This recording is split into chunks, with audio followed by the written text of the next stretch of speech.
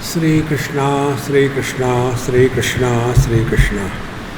गुरुर्ब्रह्मा गुरुर्विष्णु गुरुर्देवो महेश्वरः गुरु साक्षात् परं ब्रह्म तस्मै श्री गुरवे नमः। तस्मै श्री गुरवे नमः। अब लोग 73वें श्लोक से पढ़ेंगे। न काम्य प्रतिषिद्धाभिः क्रियाभिर्मोक्षवासना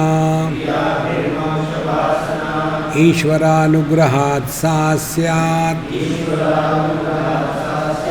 इति वेदान्तडिण्डिमः। अविज्ञाते जन्म नष्टं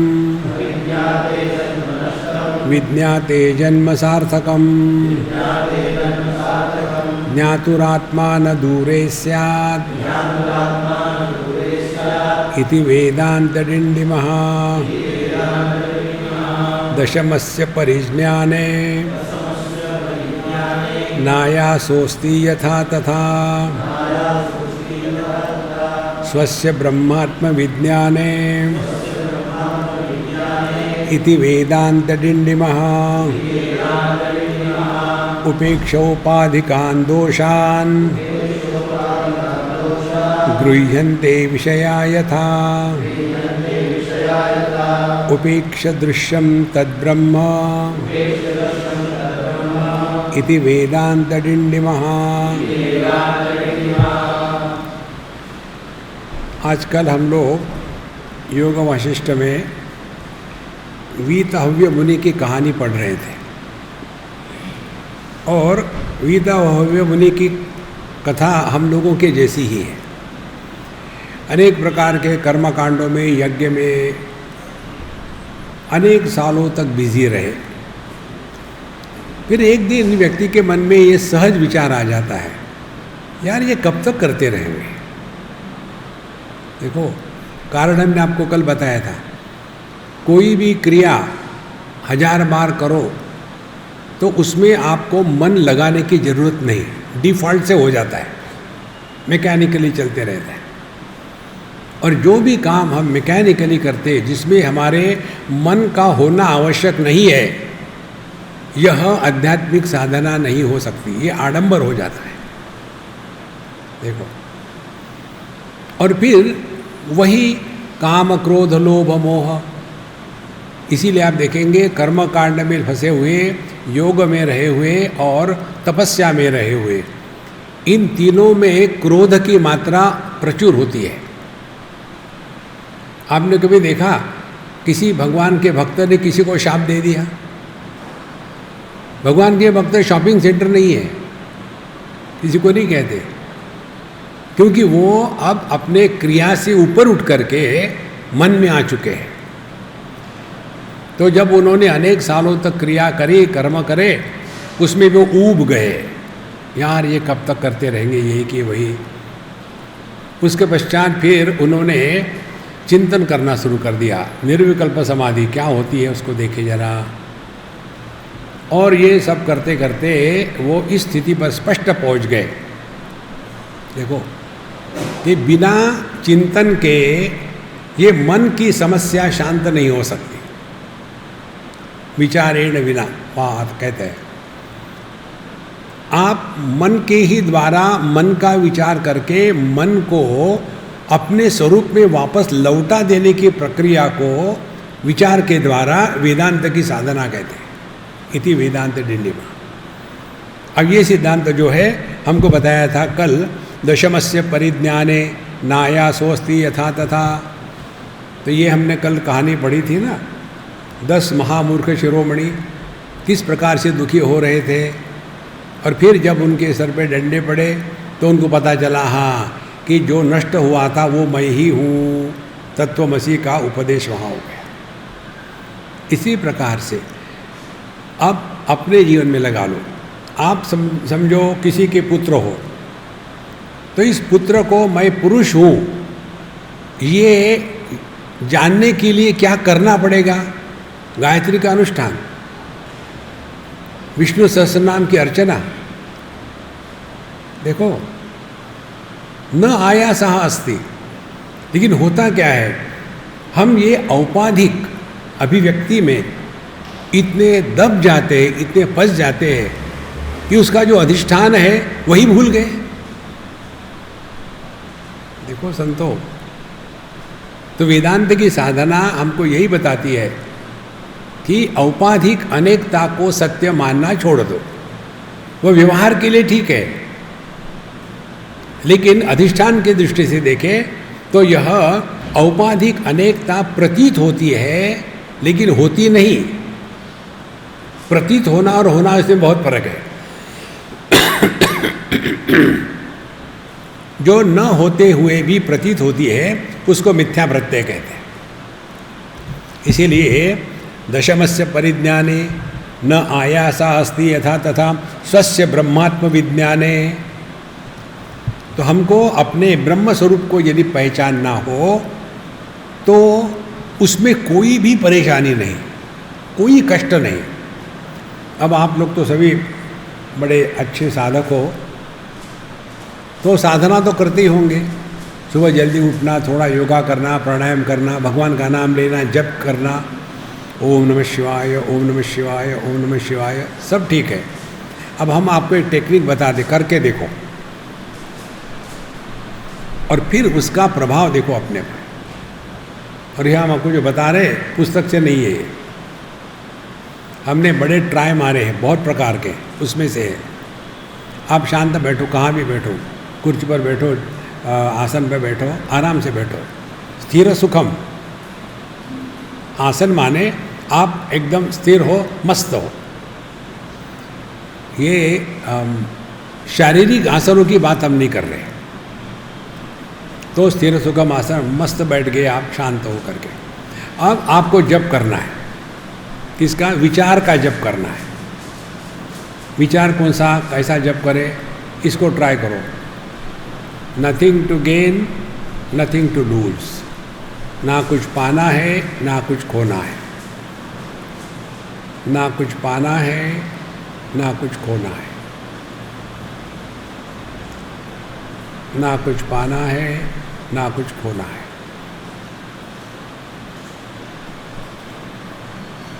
कुछ पाना नहीं तो योग हो गया,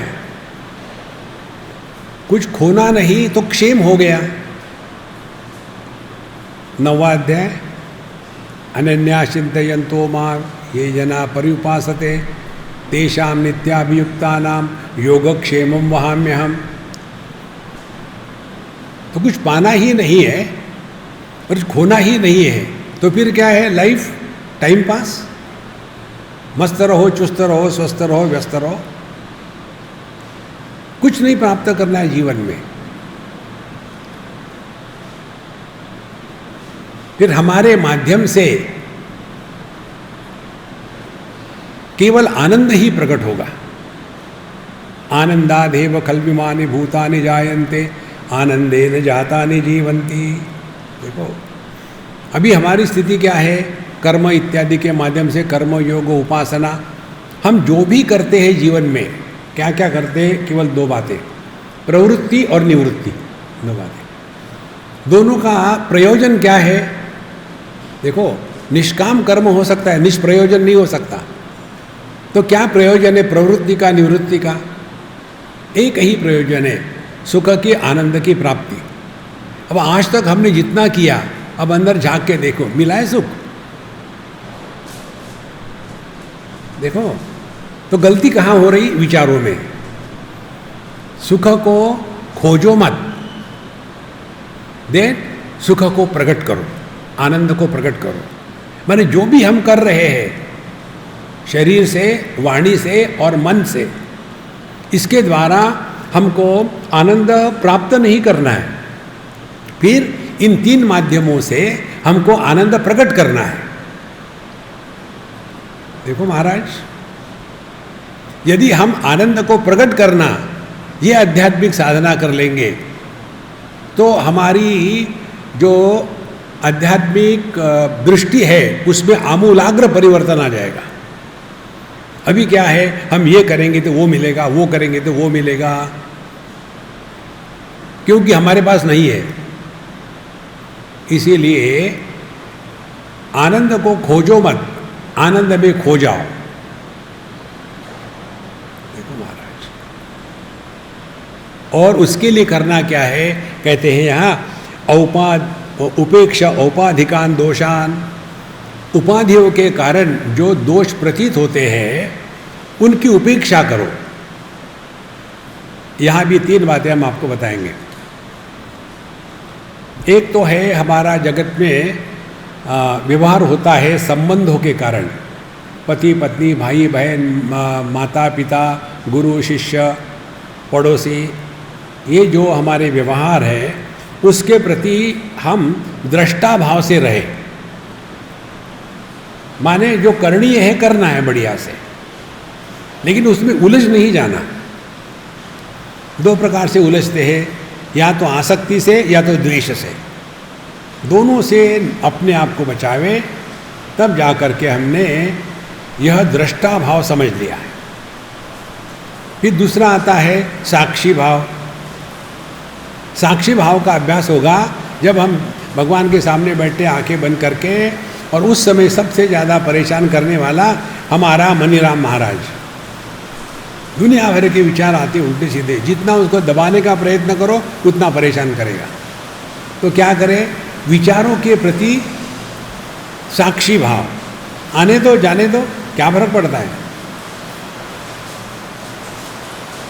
दूसरी स्थिति। और तीसरी, अपने संपूर्ण जीवन के प्रति उपेक्षा, रिमेन इंडिफरेंट, ना उद्धव का लेना ना माधव को देना। ये 3 बातों को यदि हम प्रयत्न करेंगे तब हमने इस तत्व को समझाया। उपेक्षा औपाधिकान दोषान। देखो,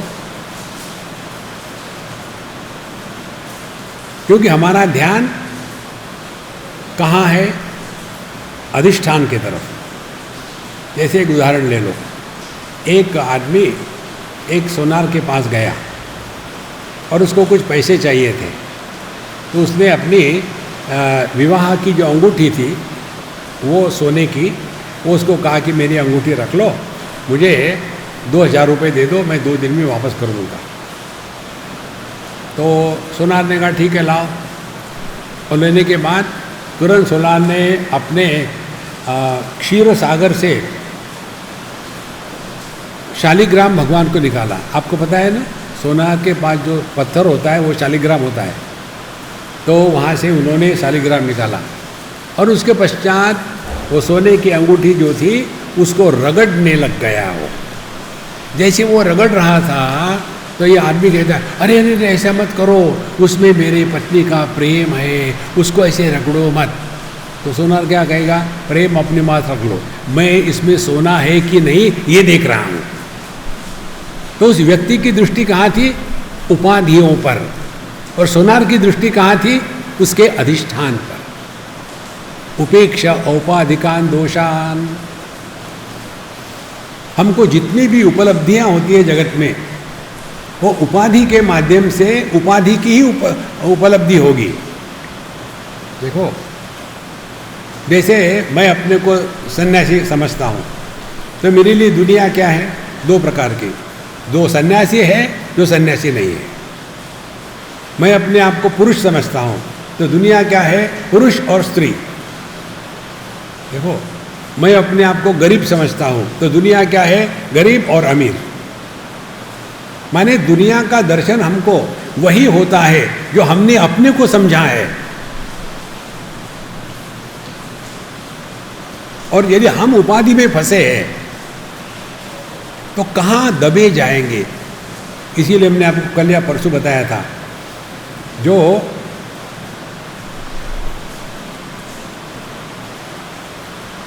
उपाधि निरपेक्ष सत्ता है वो अपना स्वरूप है। देखो, कोई भी उपाधि की विशेषता नहीं। जहां विशेषता आ गई वहां संसार स्वरूप। हमारा स्वरूप निर्विशेष सत्ता है। कोई विशेषता नहीं। लेकिन हम कितने विशेषताओं के नीचे दबे हुए हैं। मैं स्त्री पुरुष, पति पत्नी, भाई बहन, माँ बाप, सास ससुर, उसके बाद फिर मैं पढ़ा लिखा अनपढ़, फिर मैं ब्राह्मण क्षत्रिय वैश्य शूद्र, फिर मैं सन्यासी ब्रह्मचारी गृहस्थ और वानप्रस्थ। कितनी उपाधियाँ हो गई। एक उपाधि और, मैं आध्यात्मिक हूँ। संतों, जितना हम अपने इन उपाधियों का त्याग कर सकेंगे उतना हम अपने स्वरूप के पास आएंगे। तो ये जो हमने बाबाजियों का चोला पहन के रखा है, ये हमको अपने आप को अपने आप से बचाना है। आत्मैव आत्मनो बंधु आत्मैव रिपुरात्मना। हम सबसे ज़्यादा दुश्मन अपने ही है। देखो, उपेक्षा औपाधिकान दोषान गृह्यन्ते विषया यथा।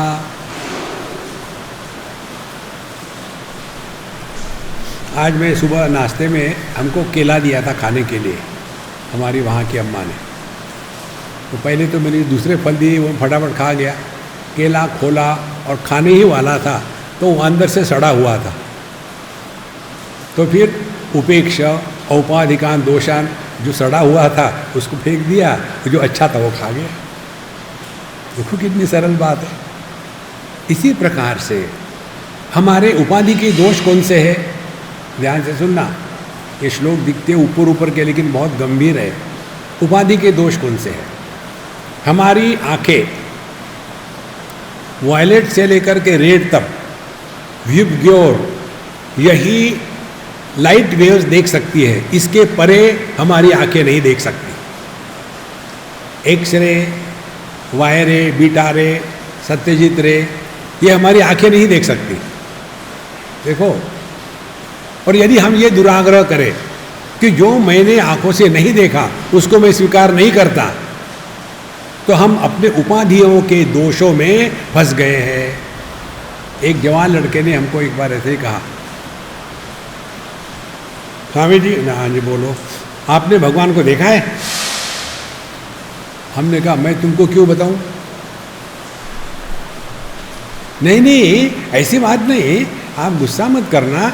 यही प्रश्न विवेकानंद जी स्वामी ने भगवान रामकृष्ण परमहंस को पूछा था, इसीलिए मैं आपको पूछ रहा हूँ। हमने कहा देखो, तुम विवेकानंद हो सकते हो, मैं रामकृष्ण परमहंस नहीं हूँ, मैं निरपेक्ष सत्ता हूँ। मुझे कोई सिद्ध नहीं करना जगत में, किसी के सामने कुछ भी सिद्ध नहीं करना। एक ये बहुत बड़ी महत्व की बात है। अध्यात्म में हमको चलना है तो दो चीज़ों का ध्यान रखना है। हमको जगत में कुछ भी सिद्ध नहीं करना। किसी ने कहा बेवकूफ़ हो तो उसको डांटो, मुझे इतना घटिया मत समझो, मैं उससे भी महाबेवकूफ़ हूँ। कोई सिद्ध नहीं करना जगत में किसी के सामने, और कोई जस्टिफाई नहीं करना। तो उस लड़के ने जब पूछा कि आपने भगवान को देखा है, अब ये प्रश्न के पीछे चक्कर क्या है? वो उपाधि में फंसा है। माने जो वस्तु आँखों की उपाधि से देखी जाती है वही होती है। इसका मतलब क्या हो गया कि उपाधि नहीं है तो वस्तु नहीं है। देखो, लेकिन वस्तु के भाव अभाव को जानने वाला ज्यों का त्यों है ना। इसीलिए जितना हम उपाधि में फंसेंगे उतना अपने स्वरूप से दूर जाएंगे। और इसीलिए अपनी उपनिषद कहती है, न तत्र चक्षुर गच्छति, न वाग गच्छति, न मनः न विद्मः, न विजानीमः यथा एतद् अनुशिष्यात्। कितनी बड़ी बात है। यहाँ केवल चिंतन ही काम में आ सकता है। इसीलिए उपेक्षा औपाधिकान दोषान, ये उपाधि के जो दोष है, उपाधि का दोष क्या है? हमारा दुराग्रह कि जो हमको समझ में आता है वही ठीक है, हमको समझ में नहीं आया तो गलत है। कितनी बड़ी बात है।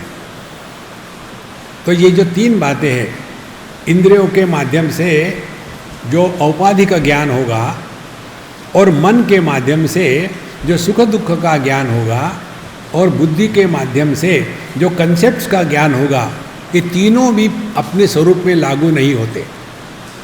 ना तो क्योंकि अरूपम, अशब्दम, अस्पर्शम, वहाँ कोई भी पंच महाभूतों का एक भी गुण नहीं है, तो इंद्रिय आपके बकवास हो गए। वहाँ सुख दुख का दोनों का चक्कर है नहीं, तो मन खराब हो गया। बुद्धि ये कोई कंसेप्ट नहीं है कि मैं हूँ, ये कंसेप्ट नहीं है। उपाधि के कारण कंसेप्ट होता है कि मैं स्त्री हूँ, मैं पुरुष हूँ। एक जगह की बात है, कल शायद आपको बताया था हमने, 1-2 दिन पहले, 2-4 पढ़ी लिखी माताएं हमको बुलाए थे उद्घाटन करने के लिए, और उन्होंने एक छोटी सी संस्था बनानी थी, और संस्था थी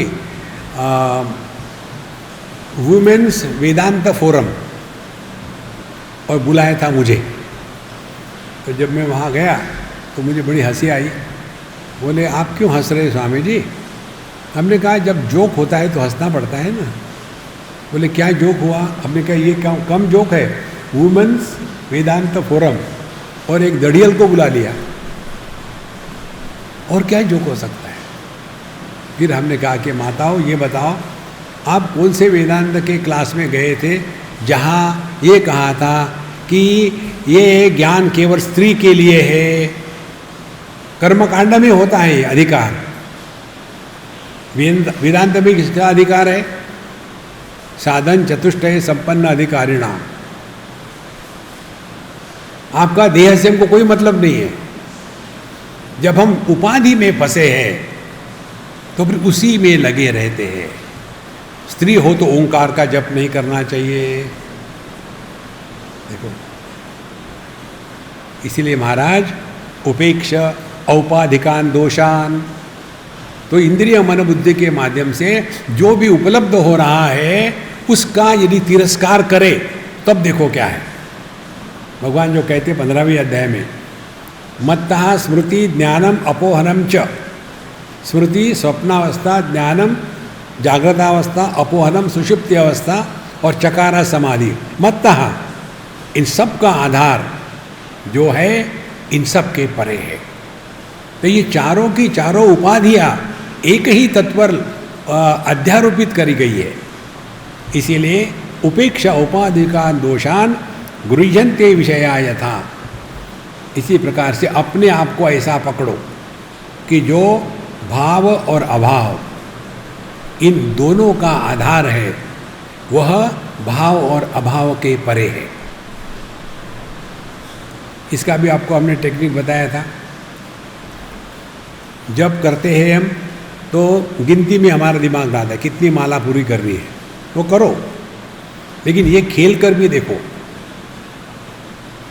3 बार किया, भगवान का नाम लिया, ओम ओम ओम, और चुप हो गए। पहली टेक्निक। दूसरी, स्वयं ही उच्चारण करो और स्वयं ही सुनो। उच्चारण करेंगे तो क्रिया शक्ति कार्यान्वित हो गई। ओम वाणी कर्मेंद्रिय है, ओम, और उसी को हम सुन रहे हैं तो श्रवणेन्द्रिय ज्ञान शक्ति। जहाँ क्रिया शक्ति और ज्ञान शक्ति एक हो जाती है, इन दोनों के एकीकरण को ही कुंडलिनी मार्ग में इसी को सुषुम्ना कहते हैं।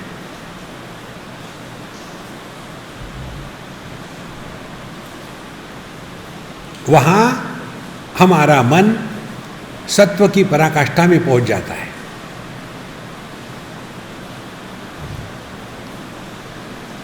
देखो संतो, और इस सत्व की पराकाष्ठा में पहुंच जाना माने भगवान के हाँ में हाँ मिलाना। भगवान की जो 3 शक्तियों की बात आती है, इच्छा शक्ति, ज्ञान शक्ति और क्रिया शक्ति, तो ये ज्ञान क्रिया शक्ति को एकत्रित करने के लिए जप की साधना है। तो यदि हम इसको सूक्ष्मता से अभ्यास करें कि जिसका नाम ले रहे, नाम लो भी और सुनो भी, लो भी और सुनो भी। श्री राम जय जय राम, श्री राम जय जय राम।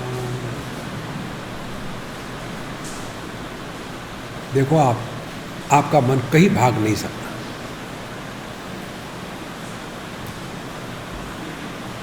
ये हमने कैसे सीखा है महाराज, हम बताएं आपको। गायत्री का जब हम करते थे तो उस समय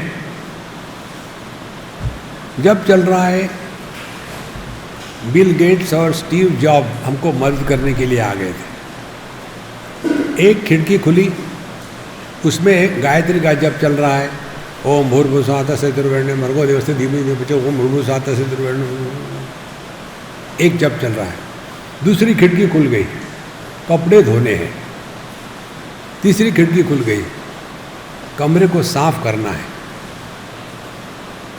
कितनी खिड़कियां खुल गई। ऐसा करते करते भगवान का नाम लेना मैकेनिकली हो जाता है। और ये हमने 1-2 दिन नहीं, 6 महीने तक किया। और हम अपने आप से बड़े परेशान हो गए, अरे क्या बकवास कर रहे हैं हम। और उसके बाद फिर हमने ये ट्राई किया।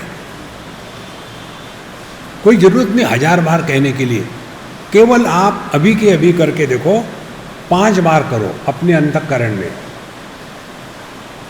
स्वयं ही जो भी आपका मंत्र है उसका उच्चारण करो मध्यमा वाणी से, और आप ही सुनो। 5 बार करो अपने मन में।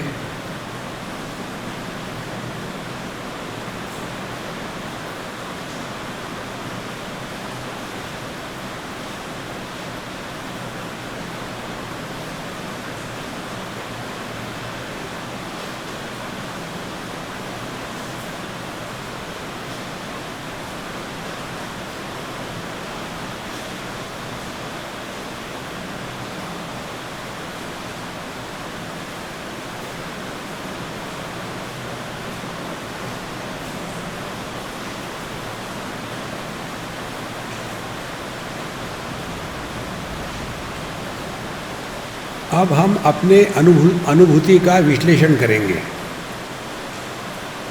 हमने 5 बार कहा, 5 बार पूरा हो गया। उसके बाद केवल चेतना का स्पंद था, उसके बाद विचार नहीं थे, वृत्ति नहीं थी। तो हमने विचारों से निकल करके चेतना में प्रवेश किया, लेकिन ये चेतना का स्पंद मात्र ही हमारा अनुभव था। और वो अनुभव वृत्तियों के माध्यम से नहीं था। जो हम जप कर रहे थे ओम नमः शिवाय, ओम नमः शिवाय यह वृत्ति है, लेकिन ये वृत्तियों का शांत होने के पश्चात जो चेतना का स्पंद है वहां हम पहुंच गए थे।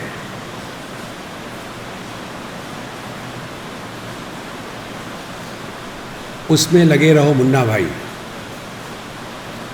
तब धीरे धीरे धीरे धीरे औपाधिकान दोषान, ये जितने उपाधि के दोष हैं, इंद्रिय मन बुद्धि, इनसे हम धीरे धीरे उपरत हो जाएंगे।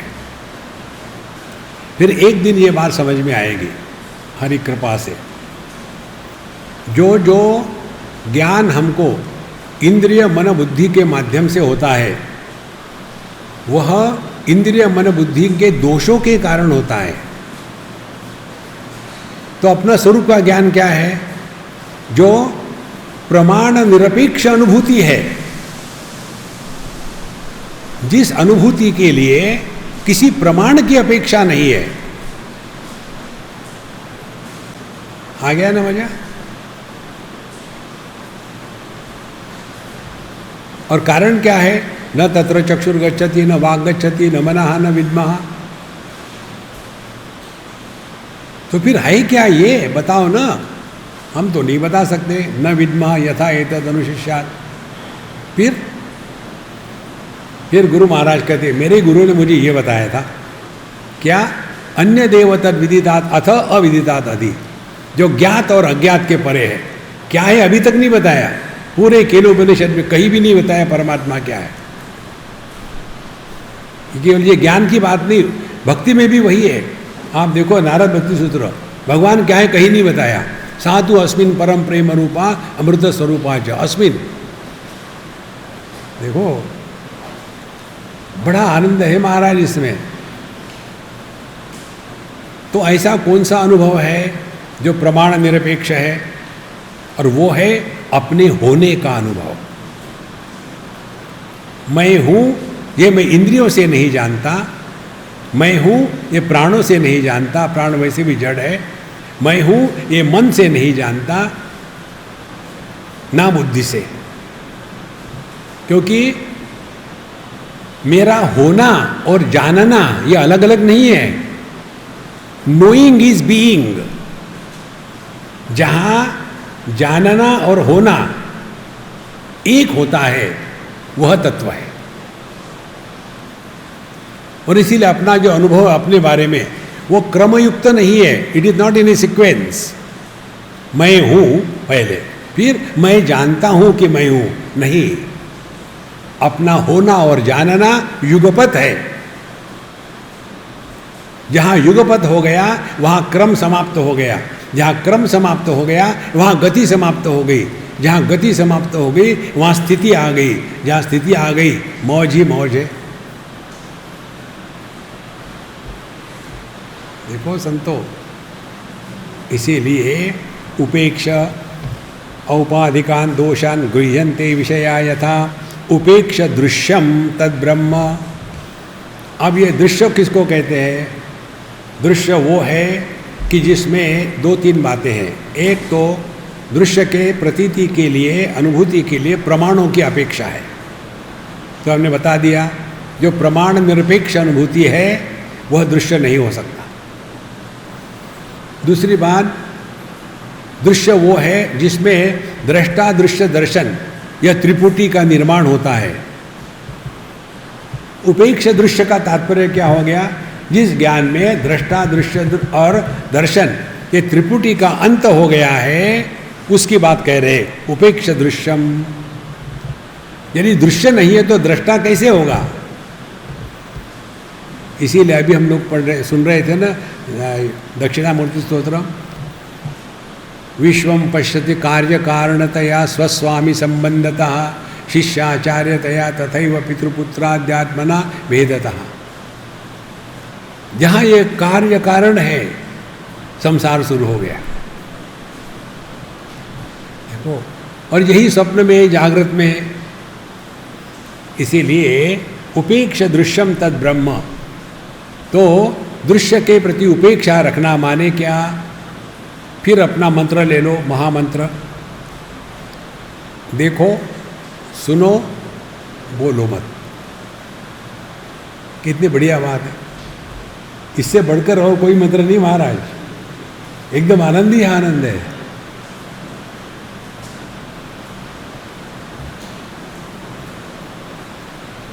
ये मंत्र हमको आनंदमयी मां से मिला। बहुत ही आनंद है इसमें। दूसरी बात जो हमको इसके लिए मिली, उपेक्ष दृश्यम। तो देखो हो गया, सुनो। तो क्या करना है? नारद जी, वादो नावलंब्य, किसी के भी साथ किसी भी विषय पर कोई भी डिस्कशन नहीं करना। अगला जो भी कहता है सुनने के पहले ही हाँ कह दो, खल्लास। ऐसा क्यों कहा? नहीं नहीं ऐसे नहीं है, नहीं ये इस उपनिषद में नहीं, उस उपनिषद में है, नहीं नहीं ये तो भगवत गीता में। अच्छा होगा भाई, मुझे पता नहीं। हमारा एक और महामंत्र, ये मंत्र का अर्थ पहले समझ, फिर हम मंत्र आपको देते हैं। हमको इस जगत में हर एक के हर प्रश्न का उत्तर देने की आवश्यकता नहीं। We are not obliged to answer every question in this world. परीक्षा में भी होता है ना आजकल, 100 प्रश्नों में से एक का उत्तर दो, और फिर भी फेल होते हैं, और वो भी ऑनलाइन। यानी हद हो गई। तो यदि हमको 100 में से एक ही प्रश्न का उत्तर देना है तो दुनिया तो प्रश्न पूछती रहेगी, कोई जरूरत नहीं उत्तर देने की। देखो, एक बार हम ऋषिकेश में थे और हमको किसी ने पूछा, स्वामी जी ये भगवान ने दुनिया क्यों बनाई? तो मैं बड़ा गंभीर हो गया। तो उनको लगा अब मैं उनको पंचदशी के चौथे अध्याय में जितने भी सिद्धांत है सृष्टि की निर्मित के वो अब शुरू कर दूंगा। तो मैंने कहा भगवान ने दुनिया क्यों बनाई? I don't know. खलास, कोई जरूरत ही नहीं आगे जाने की। नहीं, भगवान ने तो वहाँ ऐसा कहा है उपनिषद में कि ये तस्माद आत्मना आकाश सम्मुता आकाशाद वायु नहीं, सो स ईक्षत, नहीं, सो कामयत। अरे क्यों परेशान हो रहे हो, अपने को पता ही नहीं, लेकिन लोग तो कहते हैं कि भगवान ने दुनिया बनाई, तो मालूम तो है ना तुमको, मुझे क्यों पूछ रहे हो? देखो संन्यास उपनिषद में एक मंत्र हमको बहुत अच्छा लगता है, ना पृष्ठः कस्यचित् ब्रूयात् न च अन्यायेन च पृच्छतः जानन अपि ही मेधावी जड़वल लोकमाचरेत। दुनिया में बेवकूफ़ बन के रहो, मौज में रहो, अपने को पता ही नहीं भाई कुछ। ज्ञानी बनो और दुखी हो जाओ। उपेक्ष दृश्यम तद ब्रह्म इति वेदांत डिंडिमः। देखो आगे चलते हैं। सुखम अल्पम बहुक्लेशो विषयग्राहिणाम नृणाम अनंतम ब्रह्मनिष्ठानाम इति वेदांत डिंडिमः। सुखम अल्पम बहुक्लेशः विषयग्राहिणाम नृणाम। जो विषयों से भोग के माध्यम से सुख प्राप्त करना चाहते हैं उनको दो बातें बताइए। एक तो है सुखम अल्पम बहुक्लेशः। देखो कोई भी चीज़ खानी हो, जैसे हमारे दक्षिण के लोग डोसा खाना है, इडली खानी है, कितनी परेशानी है उसमें। पहले इतना चावल लो, फिर उतना उसमें दाल लो, फिर उसको सड़ाओ, सड़ाते ही तो है ना, और क्या करते हैं। और फिर उसको सड़ाया रात भर, दूसरे दिन उसको रगड़ा रुगड़ा किया, फिर उसमें नमक डाला, और फिर उसके लिए तवा स्पेशल चाहिए। मैं इसलिए बता रहा हूँ कि मैं एक्सपर्ट हूँ बनाने में, लेकिन यहाँ नहीं बनाऊँगा। बहुत डोसे बनाए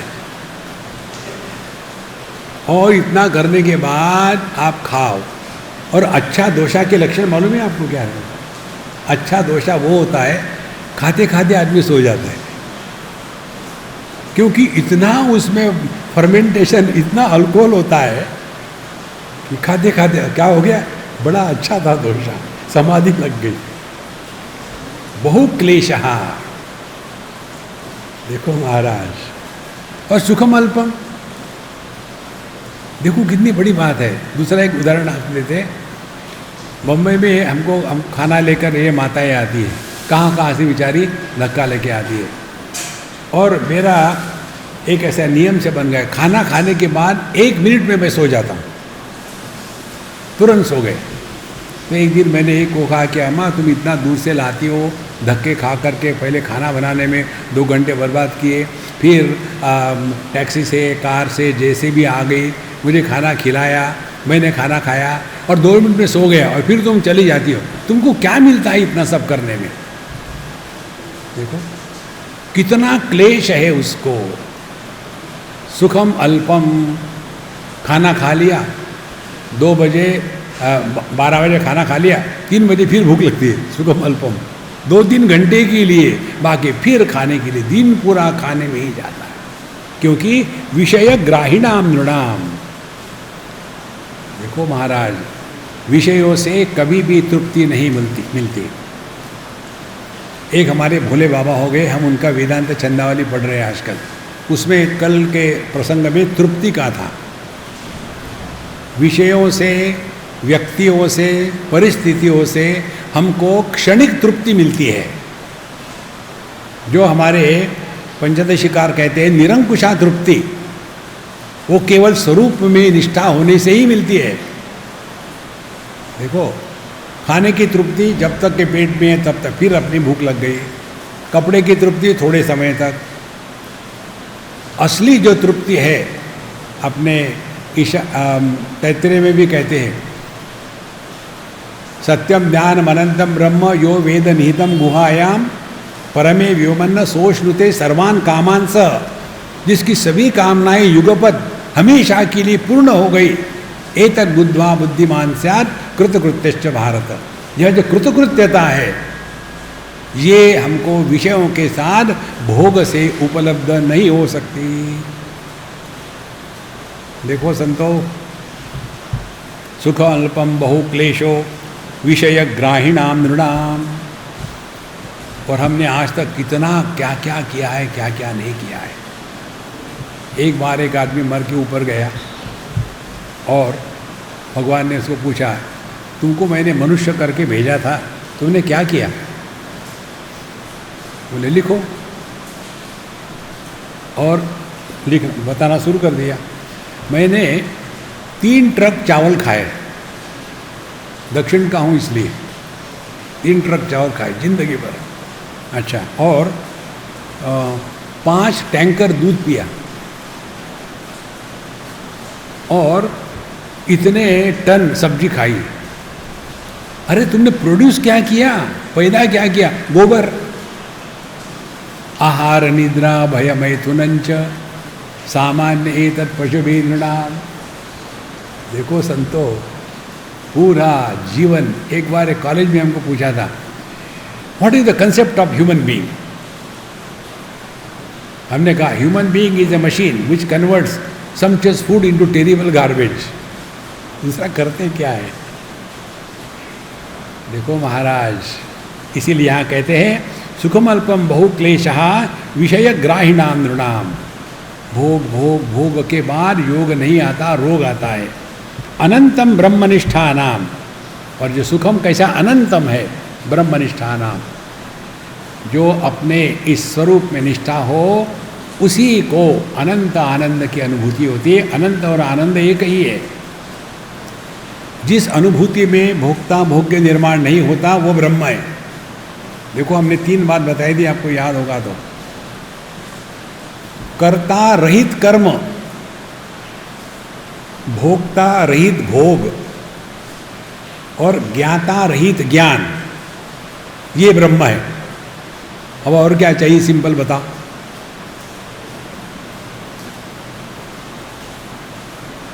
देखो, और इसको पकड़ने के लिए भी हमने टेक्निक बताया था। शब्द हमने शब्द का श्रवण किया, हम करते शब्द यहाँ, इसको हमने सुना। अब कितने बार? 3 बार। ये 3 बार क्यों हुआ? क्योंकि 2 के बीच में शब्द का अभाव था। तो हमने केवल शब्दों को ही प्रकाशित नहीं किया, शब्द के अभाव को भी प्रकाशित किया। तो हम है कौन? जो भाव अभाव का प्रकाशक, भाव अभाव के परे है। तो भावात्मक अनुभूतियाँ कौन सी है? जागृत स्वप्न। अभावात्मक अनुभूतियाँ कौन सी है? सुषुप्ति समाधि। यही बात 15वें अध्याय में भगवान कहते हैं, मत्तः स्मृति ज्ञानम अपोहनंच, और इसीलिए वेदैश्च सर्वै अहमेव वेद्या। और जिसने इसको समझ लिया है, एतद् बुद्ध्वा बुद्धिमान स्यात् कृतकृत्यश्च भारत। और इसमें आपको नरक में नहीं भेजेंगे, स्वर्ग में नहीं भेजेंगे। डर डर के अध्यात्म नहीं होता। अभयम सत्व संशुद्धि 16वें अध्याय में पहला ही शब्द है। अध्यात्म में रहना है तो डर डर के अध्यात्म की साधना नहीं हो सकती। इसीलिए महात्मा जी सुखम अल्पम बहु क्लेशः विषय ग्राहीणाम नृणाम अनंतम ब्रह्मनिष्ठानाम इति वेदांत डिंडिमः। इसीलिए अनंत को पकड़ो। इस चीज़ को हमारी मीराबाई का भजन बड़ा सुंदर है। वो कहती है, ऐसे वर को क्या वरू जो जन्मे और मर जावे। हम तो ऐसे वर को वरेंगे कि हमारा सौभाग्य हमेशा टिका रहे, और वही है अनंत ब्रह्मनिष्ठाना। देखो, अच्छा महाराज, और 78 वर्ष, धनैर्वा धनदैर्पुत्रैः दारागार सहोदरैः ध्रुवं प्राणहरैर्दुःखम् इति वेदान्तडिण्डिमः। धनैर्वा धनदैः पुत्र दारा सहोदरैः, सबके सब रिश्ते इसमें ले आए। पैसा देने वाला और बच्चे, दारा माने पत्नी, आगर सहोदर, सबके सब। ध्रुवम प्राण हरई दुखम, इनके कारण आदमी सबसे ज़्यादा दुखी होता है। देखो महाराज, ये बहुत बड़ा सिद्धांत है। भगवद गीता आपको समझनी है तो इतना ही समझ लो तो बहुत हो गया। अर्जुन के सामने युद्ध की समस्या नहीं थी, युद्ध करना उसका प्रोफेशन था। जैसे समझो कोई सर्जन हो, ऑपरेशन करने वाला, तो उसके सामने कोई भी आ गया पेशेंट तो फटाफट फाड़ के निकाल देता है। वो कोई समस्या नहीं थी। अर्जुन का पूरा जीवन युद्ध करने में ही गया था। उसका एक नाम था विजय, क्योंकि उसको कभी पराजय नहीं हुआ था, हमेशा जीतता रहा। इतना होते हुए भी युद्ध के मैदान में समस्या कहाँ से आई? कथम भीष्ममहं संख्ये द्रोणम च मधुसूदन इषुभि प्रतियोत्स्यामि पूजार्हा वरिसूदन। वो तो पूजनीय है। प्रतियोत्स्यामि माने यदि वो मुझ पर हमला करे तो भी मैं उनको रिप्लाई में मार नहीं सकता। वो पूजनीय है, उनको मैं कैसे मारूं? और कौन है ये दोन? स्वजन भी कथम हत्वा सुखिन श्याम माधव, अपनों को मैं कैसे मारूं? पूरी की पूरी साधना अपने आपों से बचो, इनसे बच के रहो। यहां क्या कहते हैं? ध्रुवम प्राण हरि दुखम, ये तो आपकी जिंदगी नष्ट कर देंगे। सबके साथ रहो लेकिन चिपको मत कहीं, फंसो मत कहीं। इसमें आदमी इतना व्यस्त हो जाता है, दूसरा कुछ समझ में आता ही नहीं उसके पश्चात। तो अर्जुन के लॉजिक देखो। अब ये किसकी समस्या होती है मालूम है? जो सात्विक लोग होते हैं उनकी समस्या होती है। हमारे धृतराष्ट्र जी को समस्या नहीं थी, वो तमोगुण में फंसे, कुर्सी में बैठे हैं, कुछ भी करे कुर्सी चाहिए। फिर दुर्योधन को समस्या नहीं थी, मदर से त्यक्त जीविता, लोगों को मरने दो, मुझे जीना है। अब ये अर्जुन सिंह जो था वो अपने को जरा एक ज़्यादा ही ज्ञानी समझता था, और उसकी ये भेद को, दुख को निपटाने के लिए भगवान ने और दुख निर्माण किया। ये प्रथम अध्याय का जो भाग है, इसको यदि आप ठीक से पकड़ लो ना तो भगवद गीता की सूक्ष्मता समझ में आएगी। अर्जुन भगवान को कहता है एरोगेंटली, सेनयोर उभयोर मध्य रथम स्थापय में च्युत, दो सैन्यों के बीच में ले जाओ। इसलिए मैं देखना चाहता हूँ कि मुझे किसके साथ युद्ध करना है, मेरे जैसा युद्ध करने वाला कौन है? अहंकार। और दूसरी बात, ये जो धृतराष्ट्र के दुर्बुद्धि पुत्र है, ध्यान से सुनना, अपने प्रति अहम भावना और अन्य के प्रति दुर्भावना, इससे बढ़कर के अध्यात्म में बड़ी अड़चन कुछ नहीं है। तो भगवान ने क्या किया? अच्छा, उसको मालूम था कि भीष्माचार्य के सामने अर्जुन टिक नहीं सकता, फिर भी कैर्मया सह योद्धव्यम अस्मिन रण समुद्र में, कितना एरोगेंस। तो भगवान ने कहा अच्छा चलो। अब भगवान को एक चॉइस था कि दो सैन्यों के बीच में कहाँ रख दे। कल्पना करो भगवान कृष्ण ने अर्जुन का रथ दुर्योधन के सामने खड़ा किया होता तो अर्जुन प्रश्न पूछता। फिर भीष्म द्रोण प्रमुखतः सर्वेशाम च महीक्षिताम, सर्वेशाम च महीक्षिताम, वहाँ जितने राजे थे सबको छोड़ दिया और खड़ा कर दिया भीष्म द्रोण प्रमुखतः। ऐसा करके छोड़ देते तो वो कन्हैया नहीं है, वहाँ चाबी भर दी।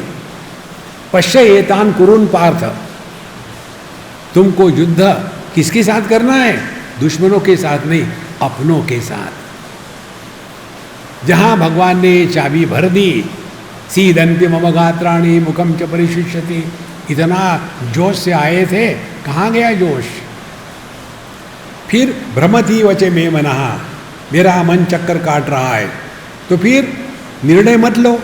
एतान न हन्तुमिच्छामि घ्नतोमि मधुसूदन, माने मोह की पराकाष्ठा।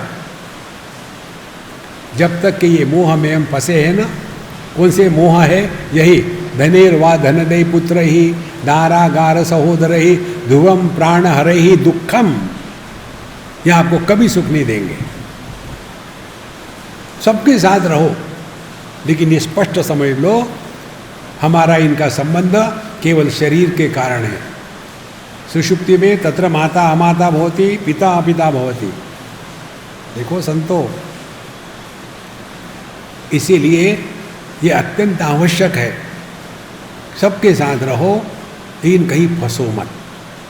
कहीं फंसे कि गए। और कौन फंसाता है हमको? दुश्मन नहीं फंसाता, अपने ही फंसाते हैं। अब अगला श्लोक, सुप्ते रुत्थाय सुप्त्यंतम